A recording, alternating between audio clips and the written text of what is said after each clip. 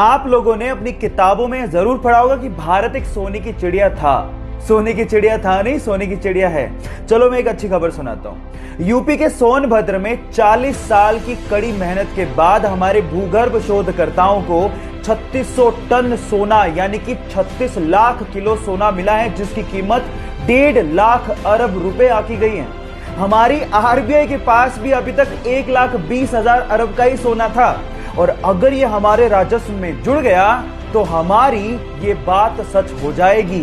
So guys, इससे हमारा जीवन स्तर भी सुधरेगा और देश के लिए अच्छे हालात भी पैदा हो जाएंगे। अगर खबर अच्छी लगी हो तो एक बार चैट सेक्शन में लिखना मत भूलिएगा।